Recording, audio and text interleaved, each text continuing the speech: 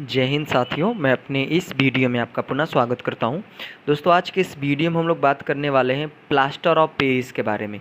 तो plaster of Paris ये बहुत ही इंपॉर्टेंट क्वेश्चन होता है बोर्ड एग्ज़ाम के लिए, क्योंकि यहाँ से एक दो क्वेश्चन प्लास्टर ऑफ पेरिस हो गया, बेकिंग सोडा हो गया, धावन सोडा हो गया, तो ऐसे बहुत से आपके अम्ल क्षार लवण के टॉपिक होते हैं जो एग्ज़ाम में हमेशा ही पूछे जाते रहते हैं। तो आइए दोस्तों, आज हम लोग बात करने वाले हैं प्लास्टर ऑफ पेरिस के बारे में। तो इसको आप मोस्ट इम्पॉर्टेंट समझ लीजिए, क्योंकि एग्ज़ाम में हमेशा ये पूछा ही जाता रहता है। तो देखिए, अगर जब प्लास्टर ऑफ पेरिस जैसे मान लीजिए एग्ज़ाम में आ जाता है, तो उसमें हमको क्या क्या चीज़ लिखना चाहिए ताकि हमको ज़्यादा अच्छा नंबर मिल सके। तो वही कोशिश हमने यहाँ पे किया कि आप कुछ इस तरीके से अगर आप लिखते हैं तो 100% चांस बनता है कि आपको अच्छे तरीके से नंबर मिल सकता है। तो देखिए, शुरुआत कैसे करना है। पहला नंबर तो आपको प्लास्टर ऑफ पेरिस का रासायनिक नाम लिखना है। जैसे रासायनिक नाम इसका होता है कैल्शियम सल्फेट हेमीहाइड्रेट। तो प्लास्टर ऑफ पेरिस का जो रासायनिक नाम होता है वो होता है कैल्शियम सल्फेट हेमीहाइड्रेट।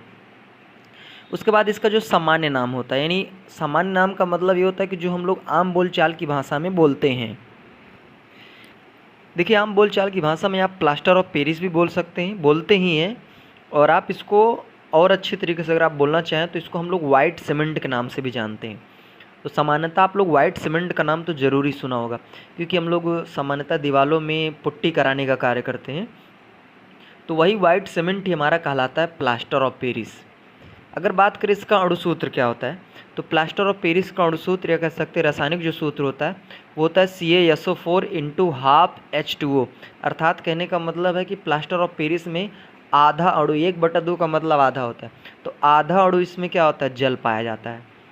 अगर हम इसका अणुभार लिखना चाहें तो इसका अणुभार होता है, देखिए अणुभार ये अणुसूत्र से ही बनता है। यहाँ पे जो भी तत्व दिए इनके परमाणु भार लिखकर उनको कम्प्लीटली जोड़ लिया जाता है, तो हमारा कहलाने लगता है अणुभार।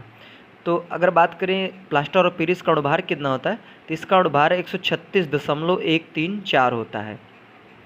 अब बात करते हैं इसकी निर्माण विधि, यानी जो प्लास्टर ऑफ पेरिस बनाया कैसे जाता है।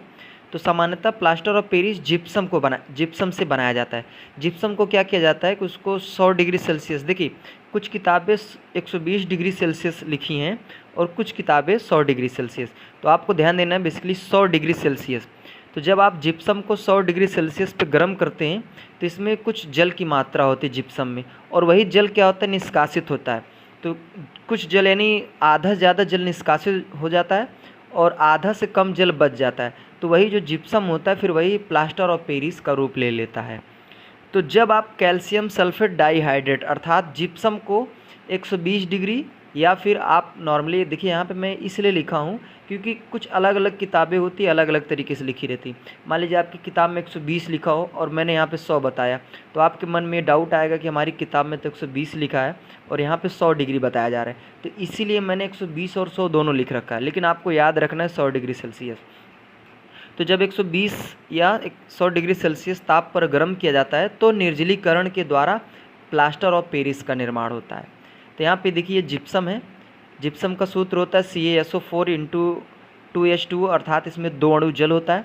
जब इसी जिप्सम को आप 100 डिग्री सेल्सियस पे गर्म करते हैं तो होता क्या है कि इसमें इस जो 2 अणु जल है इसमें से 1.5 अणु जल निष्कासित हो जाता है, अर्थात बाहर चला जाता है। 3/2 का मतलब 1.5 होता है। तो जब 1.5 अणु जल निष्कासित हो जाएगा तो इसमें बचेगा फिर अब आधा अणु जल। तो जब आधा अणु जल बच जाता है तो यही हमारा फिर कहलाने लगता है जिप्सम। तो कहने का मतलब ये है, सॉरी जिप्सम नहीं, प्लास्टर ऑफ पेरिस। तो कहने का मतलब ये है कि जब जिप्सम को आप 100 डिग्री सेल्सियस पर गर्म करेंगे तो इस जिप्सम से यानी जो 2 अणु जल है उसमें से 1.5 अणु जल क्या हो जाएगा, निष्कासित हो जाएगा और आधा अणु जल बचा रहेगा। तो वही हमारा कहलाने लगता है प्लास्टर ऑफ पेरिस। अब हम लोग आगे बात करते हैं। देखिए यहाँ पे नोट पॉइंट हमने लिख रखा है, अगर आप चाहते हैं तो इसको एग्ज़ाम में लिख सकते हैं, नहीं चाहते हैं तो कोई बात नहीं, लेकिन अगर आप लिख सकते हैं तो लिखिए, कोई दिक्कत नहीं है। और ये बहुत इंपॉर्टेंट है आपकी जानकारी की दृष्टि से। तो यहाँ पर हम ये बात करने वाले हैं, पहले तो ये समझेंगे कि इसका नाम प्लास्टर ऑफ पेरिस ही क्यों पड़ा है, कुछ और भी नहीं रख सकते थे। तो आइए देखते हैं। देखिए जो जिप्सम होता है सामान्यतः प्लास्टर ऑफ पेरिस जिप्सम से ही बनता है। तो जिप्सम मुख्य रूप से पेरिस ये फ्रांस में स्थित है, तो पेरिस में पाया जाता है। तो देखिए जो जिप्सम होता है ये मुख्य रूप से पेरिस में पाया जाता है और पेरिस ये फ्रांस में पड़ता है। तो देखिए यहाँ पे अब आपको थोड़ा बहुत ये समझ में आ रहा होगा कि इसका नाम पेरिस कैसे पड़ा है। तो देखिए जिप्सम का जो जिप्सम होता है मुख्य रूप से पेरिस में पाया जाता है। अब आपके मन में आएगा चलिए पेरिस में पाया जाता है इसलिए इसके नाम में पेरिस शब्द है, तो यहाँ पे प्लास्टर शब्द का मतलब क्या है? तो देखिए ये जो पेरिस में जो चीज़ जिप्सम पाया जाता है इसका सामान्यतः हम लोग प्लास्टर में यूज करते हैं। प्लास्टर का मतलब होता है कि लिपाई करने का काम करते हैं। जैसे आप देखते होंगे आप दीवारों में पुट्टी करवाते हैं, तो पुट्टी एक प्रकार का लिपाई है जो दीवारों को चिकना करने का कार्य करता है। तो दीवारों में पुट्टी लगाने, तो इसलिए प्लास्टर करने का काम आता है, तो इसलिए हम लोग इसको प्लास्टर ऑफ पेरिस के नाम से जानते हैं। अब आपके मन में एक बात आएगी कि क्या ये सिर्फ पेरिस फ्रांस में ही पाया जाता है और कहीं नहीं पाया जाता है? देखिए दोस्तों ये अपने भारत में भी पाया जाता है। तो भारत में जिप्सम सर्वाधिक जो उत्पादन होता है वो राजस्थान में होता है, और अपने भारत में 90% जिप्सम का उत्पादन राजस्थान से होता है। अगर बात करें कि राजस्थान के ऐसे कौन कौन से ज़िले हैं जहाँ पे जिप्सम का उत्पादन होता है, तो बीकानेर है, जोधपुर है, नागौर है, जैसलमेर है, बाड़मेर, तो ये कुछ ऐसे ज़िले हैं जहाँ पे जिप्सम का निर्माण होता है, निर्माण नहीं होता है, वहाँ पे पाया जाता है। अब बात करते हैं कि जिप्सम नहीं, प्लास्टर ऑफ पेरिस का उपयोग कहाँ होता है? तो सामान्यतः इसका हम लोग कई जगहों पे उपयोग करते हैं।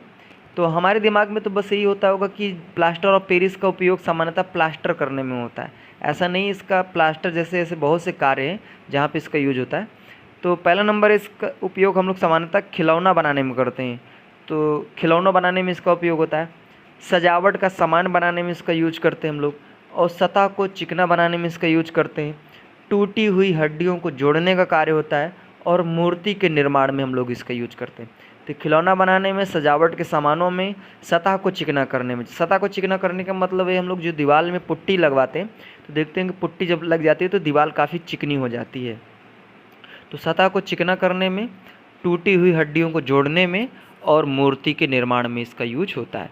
तो उम्मीद करूंगा दोस्तों आज के इस वीडियो में हमने बात किया प्लास्टर ऑफ पेरिस, और प्लास्टर ऑफ पेरिस से संबंधित बहुत सी चीज़ों को मैंने डिस्कस करने का प्रयास किया।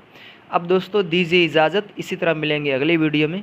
तब तक के लिए जय हिंद, वंदे मातरम।